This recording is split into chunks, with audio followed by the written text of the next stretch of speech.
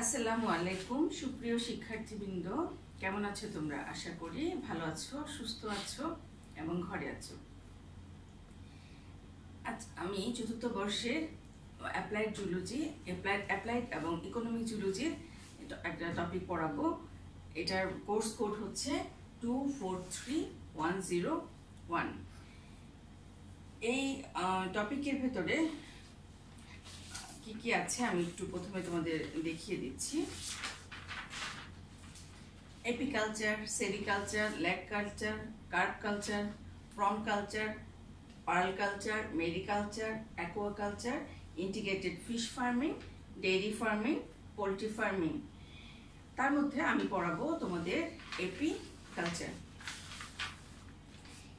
Apiculture এর মধ্যে কি কি সিলেবাসে টপিক আছে আমি তোমাদের বলে দিচ্ছি। Concept and scope, profiles of honey processing bee species in Bangladesh, bee flower relationship, beekeeping, types of hive and their management, honey processing and marketing, disease of bees and their management. তাহলে আমরা আজকে শুরু করছি apiculture. Apiculture শব্দটি Latin Apis শব্দ থেকে এসেছে। Apis শব্দের অর্থ হচ্ছে মৌমাছি বা বি, আর কালচার শব্দটি আমরা সবাই জানি হচ্ছে চাষ, মৌমাছির চাষ। এখানে আমরা অ্যাপ্লাইড জুলজি এবং ইকোনমিক জুলজি, এখানে অ্যাপ্লাইড শব্দটা আমরা পড়ে এসেছি আমাদের প্রাণীবিজ্ঞানের বিশেষায়িত শাখার মধ্যে একটি শাখা। অ্যাপ্লাইড আমরা জুলজি পড়ে যেটাকে বাস্তবে রূপ দিই সেটাকে আমরা বলছি অ্যাপ্লাইড, এবং এটা অর্থনৈতিকভাবে প্রাণীবিজ্ঞানের ক্ষেত্রে কার্যকরী। সেই ক্ষেত্রে আমরা অ্যাপ্লাইড অ্যান্ড ইকোনমিক জুলজি টপিকটা সম্পর্কে আমরা আলোচনা করছি এবং এটা আমাদের জন্য খুবই ইম্পর্টেন্ট। এই মৌমাছি চাষ অনেক অনেক বছর আগে থেকেই, ইতিহাসের সৃষ্টির শুরু থেকে মৌমাছি ন্যাচারালি এই মৌমাছি মধু উৎপাদন করে যাচ্ছে, এবং এটাকে বাস্তবে রূপ দেওয়ার জন্য এই উপমহাদেশে 1882 সালে মৌচাষ শুরু হয়। এর আগে 1851 খ্রিস্টাব্দে ল্যাংস্ট্রথ মৌবাক্স এবং তার যন্ত্রপাতি সম্পর্কে অনেক কিছু আবিষ্কার করে গেছেন, সেটা 1851 খ্রিস্টাব্দে। এরপর 1865 খ্রিস্টাব্দে মাইকেল হার্স্কা মধু নিষ্কাশন যন্ত্র আবিষ্কার করে। এরপর 1870 খ্রিস্টাব্দে মার্স কুইনবি ফগার মেশিন, যেটাকে আমরা ধোয়া দেওয়ার যন্ত্র বলছি, সেটা আবিষ্কার করেছে। স্মোকার যন্ত্র 1870 খ্রিস্টাব্দে ফ্লেচার অ্যান্ড হ্যামসেল সেন্ট্রিফিউজ যন্ত্র আবিষ্কার করেছে, এবং 1917 খ্রিস্টাব্দে রিভার্ট নিউটন উন্নত মৌচাক, কিভাবে মৌচাকে চাষ করা যায় সেই মৌচাক আবিষ্কার করেছে। আমাদের এই উপমহাদেশে 1882 সালে আমাদের উপমহাদেশে মৌচাষ শুরু হয়েছিল। এই মৌমাছি চাষটাকে ন্যাচারালি প্রকৃতিতে মৌমাছি তাদের মৌচাক বানাতো এবং মধু তৈরি করত। তখনকার সময় সবাই মধু ওখান থেকে গিয়ে আহরণ করে নিয়ে আসতো। সময় দেখা যেত যে সবসময় মধুর চাহিদা পূরণ হতো না। তারপরে এই মধু চাহিদা পূরণের উদ্দেশ্যে মধু দেখা যেত তখনকার সময় রাজকীয় মানুষরা ব্যবহার করত। তারপর আস্তে ধীরে ধীরে সবাই মধু ব্যবহারের, আমরা নেক্সট মধু সম্পর্কে সবকিছু বলবো। মধু আহরণ করার ক্ষেত্রে বাংলাদেশের এগ্রিকালচার রাইস রিসার্চ ইনস্টিটিউট এবং বিআরডিবি, যেটাকে আমরা রুরাল ডেভেলপমেন্ট বোর্ড বলছি, তাদের উদ্যোগেও বাংলাদেশে মৌচাষের উদ্যোগ নেওয়া হয়। বর্তমানে আরডিও মৌচাষের উদ্যোগ নিয়েছে এবং সেখানে মৌমাছি এবং মধু এবং মোমকে বাণিজ্যিক আকারে ব্যবহার করা হয়। বাংলাদেশে ঢাকায় বাংলাদেশ মৌমাছি পালন ইনস্টিটিউট স্থাপন করা হয়েছে 1881 সালে। এই হচ্ছে মোটামুটি একটু এপিকালচারের ইতিহাস। এখন এপিকালচার আমরা প্রথমে বলেছি এটা হচ্ছে এপিস। এখন এটা সম্পর্কে একটু জানি। এটার সিস্টেমিক পজিশন যেটা আমরা বলি ট্যাক্সোনমি। ফাইলাম আর্থ্রোপোডা। আর্থ্রোপোডা হচ্ছে যারা সন্ধিযুক্ত পা। আর্থ্রোস শব্দটাকে আমরা বলছি সন্ধি, আর পোডা হচ্ছে পা। আর্থ্রোপোডা হচ্ছে সন্ধিযুক্ত পা, তার মানে মৌমাছিদের কিরকম ভাবে সন্ধিযুক্ত পা থাকবে। এরপর আছে হচ্ছে সাবফাইলাম ম্যান্ডিবুলাটা। ম্যান্ডিবুল থাকে হচ্ছে মুখে, এই জন্য যাদের ম্যান্ডিবুল আছে, শক্ত ম্যান্ডিবুল, তাদেরকে বলা হচ্ছে ম্যান্ডিবুলাটা। এটার শ্রেণী হচ্ছে ইনসেক্টা, যেটাকে আমরা বলছি পতঙ্গ। মৌমাছিকে আমরা পতঙ্গ হিসেবেই চিনি। পতঙ্গের কিছু কমন বৈশিষ্ট্য আছে, যেমন মৌমাছির কিছু কমন বৈশিষ্ট্য আছে, এদের মস্তক দেহ, মস্তক, বক্ষ, উদরে বিভক্ত, মাথায় 2টি অ্যান্টিনা আছে, তারপরে হচ্ছে মাথায় 2টি পুঞ্জাক্ষী আর 3টি ওসেলি আছে, 3 জোড়া পা আছে এবং 2 জোড়া ডানা আছে। আর মৌমাছির আরেকটা কমন বৈশিষ্ট্য আছে, যেটা হচ্ছে মৌমাছির শেষের অংশে থাকে স্টিং, যেটাকে আমরা অভিপোজিটরও বলে থাকি। এই স্টিং এর সাহায্যে মৌমাছি আমাদের দেহে ফুল ফুটায় এবং এর মাধ্যমে সে কি করে, মধু আহরণ করে। এটার সাবক্লাস হচ্ছে টেরিগোটা। তার মানে হচ্ছে টেরিগোট কাদেরকে বলছি, টেরাস শব্দের অর্থ হচ্ছে ডানা, তার মানে মৌমাছির কি আছে, ডানা আছে। ডিভিশন এন্ডোপ টেরিগোটা। এন্ডোপ শব্দটা হচ্ছে অন্তঃপক্ষল ডানাযুক্ত, তার মানে এদের ডানাগুলো কিরকম, ভেতরের দিকে অন্তঃপক্ষল। অর্ডার হচ্ছে হাইমেনপটেরা। হাইমেনপটেরা, হাইমেন শব্দের অর্থকে আমরা বলেছি পর্দা, এবং টেরা হচ্ছে উইং। তাহলে যাদের ডানার ভেতরে কি আছে, পর্দা আছে, তাদেরকে বলা হচ্ছে হাইমেনপটেরা। ফ্যামিলি হচ্ছে অ্যাপিডে, জেনাস হচ্ছে এপিস। আমাদের দেশে সবচেয়ে বেশি পরিমাণে যে প্রজাতিটি দেখা যায় সেটা হচ্ছে এপিস ইন্ডিকা। এই ইন্ডিকা ইন্ডিয়া উপমহাদেশে, ইন্ডিয়াতেও বেশি পাওয়া যায় এবং আমাদের দেশেও বেশিরভাগ ইন্ডিকা পাওয়া যায়। এখান থেকে খুব বেশি, এই ইন্ডিকা থেকে খুব বেশি পরিমাণে মধু আহরিত হয় না, খুব অল্প পরিমাণে হয়। আমরা এবার দেখব যে মধু উৎপাদনকারী প্রজাতি সমূহ কি কি প্রজাতি আমাদের এখন আমরা বাণিজ্যিকভাবে ব্যবহার করি, শুধু আমাদের দেশে না, মোটামুটি ইউরোপ, আমেরিকা, আফ্রিকা সব দেশে ব্যবহৃত হয়। তো প্রথম আছে হচ্ছে অ্যাপিস ইন্ডিকা, যেটার কথা আমি একটু আগে বললাম, যে অ্যাপিস ইন্ডিকা আমাদের দেশে সবচেয়ে বেশি পরিমাণে পাওয়া যায় এবং ইন্ডিয়াতেও পাওয়া যায়। এখান থেকে মোটামুটি 3 কেজির মতো, 3 থেকে 5 কেজির মতো মধু আহরণ করা যায়। এর মধ্যে এপিস ডরসাটা, দ্বিতীয় প্রজাতিটার নাম হচ্ছে এপিস ডরসাটা। এটা হচ্ছে সবচেয়ে মৌমাছির মধ্যে যতগুলো প্রজাতি আছে তার মধ্যে সবচেয়ে বড় প্রজাতি। এখান থেকে মধু আহরণও হয় অনেক বেশি পরিমাণে, 15 থেকে 20 কেজি পর্যন্ত, এমনকি 27 কেজি পর্যন্ত মধু আহরণ করা যেতে পারে। আমাদের সুন্দরবনে এই ধরনের প্রজাতি বেশি পরিমাণে দেখা যায় এবং সুন্দরবনে মধু অনেক বেশি পরিমাণে আহরিত হয় এপিস ডরসাটা থেকে। এরপর আছে হচ্ছে এপিস ফ্লোরিয়া। এটা হচ্ছে আমাদের এপিসের মধ্যে, মৌমাছির মধ্যে সবচেয়ে ছোট মৌমাছি। এখান থেকে মধু পাওয়া যায় খুবই কম, একেবারে আধা কেজির মতো হতে পারে। এরপর আছে হচ্ছে এপিস অ্যাডামসনি, আফ্রিকায় পাওয়া যায়। এটা সাধারণত উত্তর আফ্রিকা, দক্ষিণ আফ্রিকায় পাওয়া যায়। এখান থেকে 4 থেকে 4.5 কেজি মৌমাছি মধু আহরণ করা যায়। এরপর আছে হচ্ছে এপিস মেলিফেরা। এপিস মেলিফেরা হচ্ছে ইউরোপ এবং ইতালিতে পাওয়া যায়। এপিস মেলিফেরা থেকে মোটামুটি পরিমাণে 1-2 কেজির মতো মধু আহরিত হয়। এরপরে আরো অনেক প্রজাতি আছে। আরেকটা প্রজাতি আছে এপিস সেরানা, যেটা আমি এখানে লিখিনি, এটা আমাদের দেশীয় প্রজাতি। আমাদের ছোট্ট ছোট্ট গাছের গর্তে এবং কোটরে এবং খুবই অল্প ছোট্ট মৌমাছি পাওয়া যায়। এখান থেকে দেশীয় প্রজাতি এটা আমাদের বলি এপিস সেরানা। এটা অন্য কোথাও পাওয়া যায় না, সাধারণত কম দেখা যায়। এখান থেকে 1 কেজির মতো মধু পাওয়া যায়। এবারে আমরা দেখছি মৌমাছির উৎপাদিত প্রোডাক্ট, যেটাকে আমরা বলছি মধু বা হানি। মৌচাকে যে ঘন আঠালো তরল পদার্থ পাওয়া যায় তাকে কি বলা হয়, মধু বলা হয়।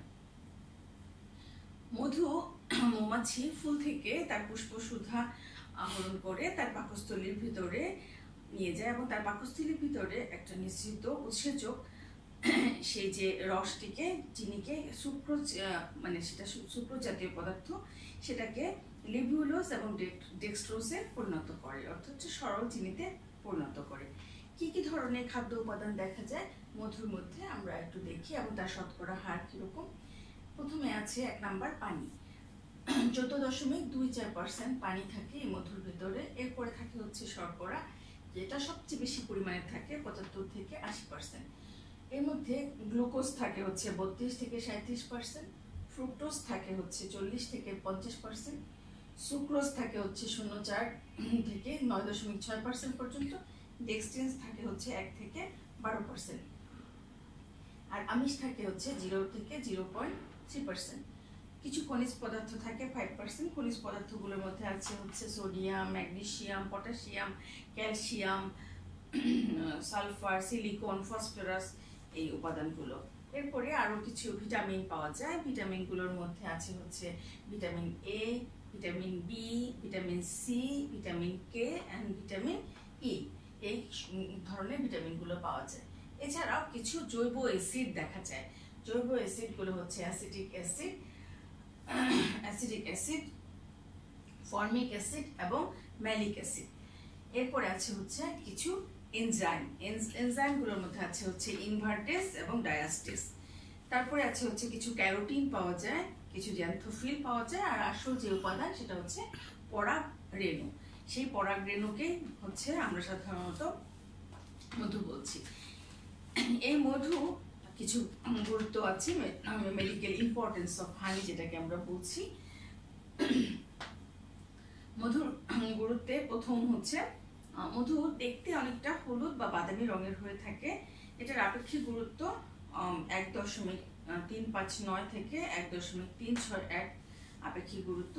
এটা সাধারণত অনেক সময় ক্ষত সারাতে ব্যবহৃত হয় এবং আগুনে পুড়ে গেলে সেখানে মধু লাগালে অনেক সময় উপকার পাওয়া যায়। হোমিওপ্যাথিক ও আয়ুর্বেদিক চিকিৎসাতে মধুর ব্যবহার অনেক বছর থেকে আছে। শক্তি বৃদ্ধিতে অনেকে মধু ব্যবহার করে। কাশি সারাতে আমাদের অনেক সময় মধু ব্যবহার করি আমরা। রোগ প্রতিরোধ ক্ষমতা বৃদ্ধিতে মধুর ব্যবহার হয়। মাথা ব্যথা সারাতে মধুর ব্যবহার আছে। আমাদের অনেকেই আমরা প্রাকৃতিক উপায়ে চিকিৎসা করার জন্য মধু এই ধরনের ব্যবহারগুলো করে থাকি। এক্সিমার ক্ষেত্রে ওজন কমাতে অনেকে মধু ব্যবহার করে। এরপরে স্নায়ু স্পন্দন এবং হৃদস্পন্দন বৃদ্ধিতে মধুর গুরুত্ব আছে। তার মানে আমাদের অনেক কাজে মধু ব্যবহৃত হয়। আমাদের মৌমাছি থেকে আহরিত উপাদানগুলোর মধ্যে একটা হচ্ছে মধু আর একটা হচ্ছে মোম।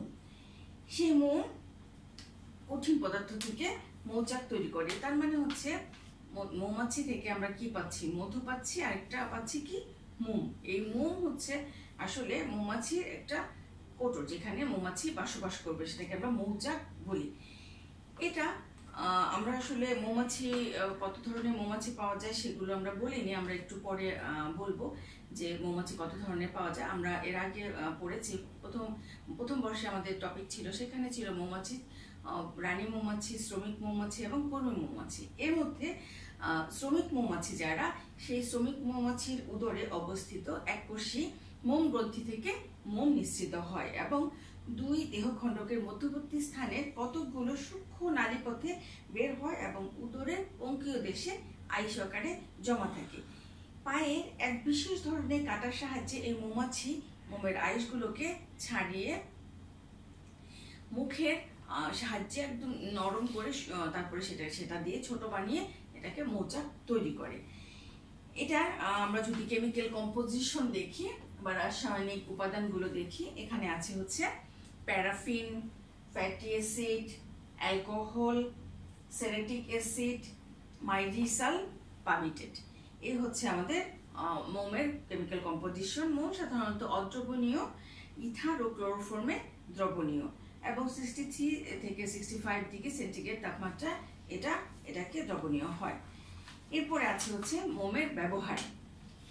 মোম আমাদের দেশে খুব বেশি পরিমাণে ব্যবহৃত হয়।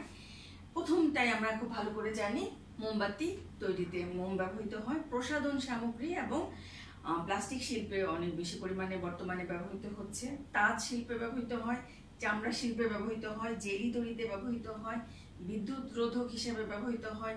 আমরা আমাদের মাইক্রোটমি, তৃতীয় বর্ষে মাইক্রোটমি করেছি। মাইক্রোটমি করার সময় আমাদের মোমের যথাচিত ব্যবহার ছিল। বই বাঁধাই করার জন্য ব্যবহৃত হয়। বার্নিশ এবং ছাঁচ তৈরিতে মোম ব্যবহৃত হয়।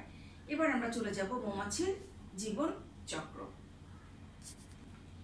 এবার আমরা একটা মৌমাছির চিত্র দেখি। যে মৌমাছি আমরা তখন পড়লাম যে এপিস ডরসাটা, যেটাকে বলি বা ইন্ডিকা, যেটা আমি রাফলি এঁকেছি।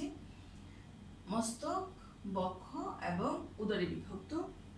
মস্তকে 2টা পুঞ্জাক্ষী আছে আর 3টা ওসেলি আছে। আর মস্তকে আছে হচ্ছে অ্যান্টিনা, এক জোড়া অ্যান্টিনা।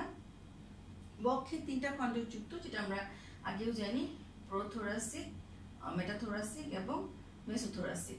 আর অ্যাবডোমেনে উদরে 6টা খণ্ড যুক্ত।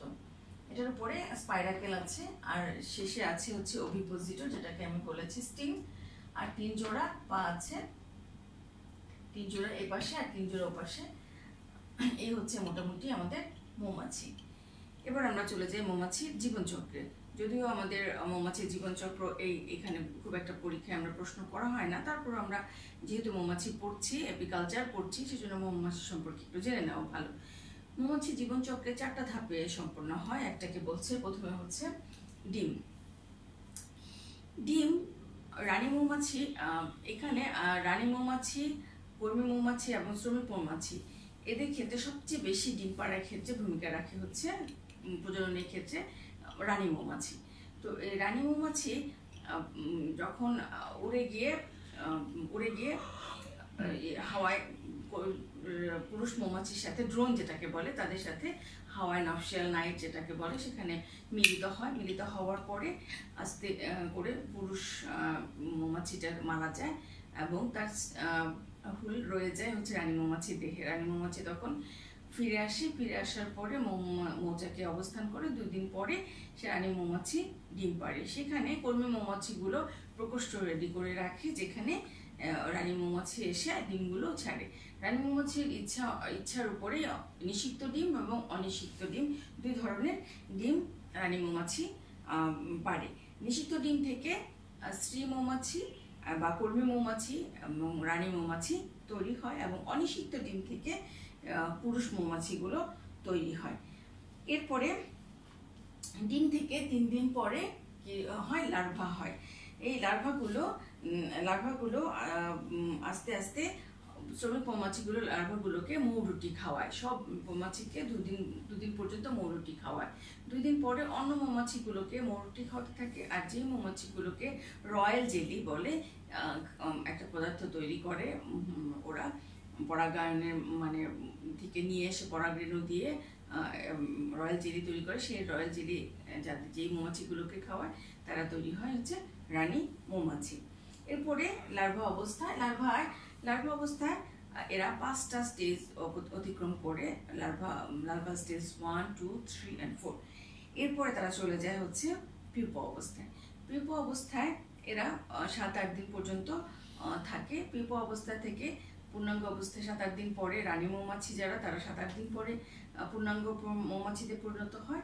কিন্তু যারা শ্রমিক মৌমাছি বা কর্মী মৌমাছি অথবা পুরুষ মৌমাছি হয়, তারা 14 থেকে 15 দিন পরে শ্রমিক বা কর্মী মৌমাছিতে পরিণত হয়। এই হচ্ছে মোটামুটি মৌমাছি জীবনচক্র বা লাইফ সাইকেল। এবার আমরা আসি আমাদের সিলেবাসে অন্তর্ভুক্ত টপিক, সেটা হচ্ছে মৌমাছি এবং ফুলের সম্পর্ক। মৌমাছি এবং ফুলের সম্পর্ক, এটাই হচ্ছে আমাদের আসল বিষয়। কারণ এই ফুল থেকে কি আহরণ করে? মধু আহরণ করে। তাহলে মৌমাছি ফুলে ফুলে ঘুরে বেড়ায় এবং সেখান থেকে কি করে? মধু সংগ্রহ করে নিয়ে আসে। সেই মধুর সংগ্রহ ছাড়াও মৌমাছি আরেকটা কাজ করে, সেটা হচ্ছে পরাগায়নের কাজ করে। তার কারণ হচ্ছে মৌমাছির পায়ের সাথে পোলেন বা পরাগরেণু লেগে থাকে। সেই পরাগায়নের ফলে কি হয়? মৌমাছি এক ফুল থেকে আরেক ফুলে যায়, সেখান থেকে কি হয়ে যায়? পরাগায়ন হয়। পরাগায়নের ফলে ফল এবং বীজ তৈরি হয়। এবং অনেক আমাদের প্রকৃতিতে মৌমাছির অবদানের শেষ নেই। আমরা শুধু মোম আর মধুর কথাই বলছি, কিন্তু তাছাড়াও পরাগায়নের ক্ষেত্রে মৌমাছি যথেষ্ট পরিমাণে ভূমিকা আছে। এবার আমরা দেখছি হচ্ছে মধু প্রক্রিয়াজাতকরণ বা হানি প্রসেসিং। এই মধু প্রক্রিয়াজাতকরণ বর্তমানে ন্যাচারালি পাশাপাশি আর্টিফিশিয়ালি তৈরি করা হয়। অনেক বছর আগে থেকে এই মধুর ব্যবহার, যেহেতু আমরা একটু আগে বলেছি মধুর কি কি ব্যবহার হয়ে আছে। মৌমাছি পালন ব্যবস্থা এক এক ঋতুতে এক এক রকম হয়। তার কারণ হচ্ছে ঋতুভেদে মৌমাছি পালন ব্যবস্থাকে সরাতে হয়। যেমন বর্ষাকালে, গ্রীষ্মকালে যখন প্রচন্ড সূর্যের তাপ থাকে, তখন এই মৌমাছিগুলো, যেটাকে মৌচাক বলা হয়ে থাকে, সেই মৌচাকগুলোকে অধিকতর ছায়াযুক্ত স্থানে রাখতে হয়। এরপরে হচ্ছে বর্ষাকালে ওদের অনেকটা সময় পর্যন্ত অসুবিধা হয়। আমরা এটা বলবো যে বর্ষাকালে কি কি হয় এবং সেই সময় যারা মৌমাছি পালন করে তাদেরকে কি কাজ করতে হয়। তো এই মৌমাছির মধু আহরণের ক্ষেত্রে অনেক সময় ফুলের স্তবকের বিন্যাসও পরিবর্তন হয়। কীরকম? গর্ভাশয়ের অবস্থান এবং পরাগরেণুর প্রকৃতির উপর ভিত্তি করে অনেক সময় খাদ্য সংগ্রহের ক্ষেত্রে ফুলগুলো অনেক সময় সূর্যের দিকে বেঁকে যায়, অনেক সময় নিচু হয়ে থাকে, অনেক সময় উপরের দিকে হয়ে থাকে। অধিগর্ভ যেটাকে আমরা বলি, অধিগর্ভ এবং অধগর্ভ বিভিন্ন রকমের মুখ হয় এবং এর ফলে মৌমাছিরও দেহের শুধু ফুলের যে পরিবর্তন হয় তা না, মৌমাছির দেহেরও কিছুটা পরিবর্তন হয়। যেমন যেটাকে আমরা বলছি পরাগ চিরুনি, পোলেন কম, তারপরে হচ্ছে পরাগ ঝুড়ি, পুষ্প সুধা শোধনের জন্য মৌমাছির দেহের যে মুখপাঙ্গ যেটাকে আমরা মাউথ পার্টস বলি সেটা প্রোবোসিসে রূপান্তরিত হয় এবং মৌমাছির দেহে ওয়াক্স গ্ল্যান্ড তৈরি হয়। এই পরিবর্তনগুলো ফলে কিন্তু মৌমাছি কি করতে পারে? মধু আহরণ করতে পারে এবং মোমও তৈরি হয়। এখন যখন মৌমাছি কোনো জায়গায় হচ্ছে মধু আছে বা মধুর সংগ্রহ আছে, সেই জায়গায় দেখে আসার পরে তখন সে একটু নৃত্য পরিবেশন করে। কিরকম? কোনোটা ক্লকওয়াইজ, কোনোটা এন্টি ক্লকওয়াইজ নৃত্য পরিবেশন করে। যদি ফুল থেকে মৌচাকের দূরত্ব 100 মিটারের মধ্যে হয়, তাহলে মৌমাছি খুব দ্রুত নাচতে থাকে, ঘন ঘন নাচতে থাকে এবং 15 সেকেন্ডে সে প্রায় 9 থেকে 10 বার পর্যন্ত মুভমেন্ট করে। এরপরে 1 সেকেন্ডে সে অনেকবার পর্যন্ত ঘুরতে থাকে এবং সে বৃত্তাকারে নাচতে থাকে। সে বৃত্তাকারে নাচতে নাচতে কর্মী মৌমাছিদেরকে সে মানে বোঝানোর চেষ্টা করে যে এখান থেকে কতটুকু দূরত্বে আমাদেরকে ফুল মধু আহরণ করতে যেতে হবে। এরপরে যদি দূরত্ব বেশি হয়, 100 মিটারের বেশি হয়, তাহলে সে তারা নৃত্য করে হচ্ছে ওয়াগিং ড্যান্স, যেটাকে বলি আমরা দোদুল নৃত্য, ওয়াগিং ড্যান্স অথবা দোদুল নৃত্য। এটা অনেকটা 4 অক্ষরের মতো করে ওরা নাচতে থাকে। দেখতে অনেকটা এরকম মনে হয় যে 4 অক্ষরের মতো এরা নাচছে। খাদ্য উৎস থেকে আমরা বলেছি 100 মিটার হলে 15 সেকেন্ডে 10 বার নৃত্য করে। যদি 500 মিটার দূরত্ব হয় তাহলে তারা 6 বার নৃত্য করে। যদি 1000 মিটার দূরত্ব হয় তাহলে তারা 4 থেকে 6 বার নৃত্য করে। যদি খাদ্য উৎস থেকে 5000 মিটার দূরত্ব হয় তাহলে তারা 2 বার নৃত্য করে এবং খাদ্য উৎস থেকে যদি 10,000 মিটার দূরে হয় তাহলে তারা 1 বার নৃত্য করে। এটা হচ্ছে দূরত্বের উপর নির্ভর করে। যদি তারা সূর্যের দিকে থাকে বা সূর্যের কোন দিকে অ্যাঙ্গেল করে থাকে, সেই ক্ষেত্রেও তারা হচ্ছে দিক পরিবর্তন করে। কিরকম? যদি আমরা এটাকে দেখি সূর্য, তখন তারা অ্যাঙ্গেলটা করে 30 ডিগ্রি অ্যাঙ্গেলে মৌমাছি, এটাকে আমরা যদি মৌমাছি কল্পনা করি। আর যদি তখন তারা সূর্যের দিকে সোজা হয়ে খাড়া হয়ে নাচতে থাকে। এরপরে যদি তারা সূর্য এদিকে থাকে তাহলে তারা 30 ডিগ্রি অ্যাঙ্গেল করে ফেলে। এরপরে যদি আবার দেখা যায় যে তাদের সূর্য থেকে, এটা হচ্ছে সূর্য, যদি অপোজিট দিকে হয় তখন তারা আবার নিচের দিকে সূর্যের উল্টা দিকে ঘুরতে থাকে। এভাবে তারা তাদের দিকও পরিবর্তন করে। এই হচ্ছে মোটামুটি আমাদের ফুল এবং মৌমাছির সম্পর্ক। আমরা বলেছিলাম যে বর্ষাকালে যে পরিবর্তনগুলো হয় সেখানে দেখা যায় যে তারা খাদ্য আহরণ করতে যেতে পারে না। তখন যারা আমরা আর্টিফিশিয়ালি মৌমাছি পালন করি তাদেরকে চিনির পানি সরবরাহ করতে হয় মৌচাকগুলোকে, নাইলে মৌমাছিগুলো কি হয়ে যায়? মৃতপ্রায় অবস্থায় চলে যায়। এরপরে আছে হচ্ছে বি কিপিং বা মৌমাছি পালন।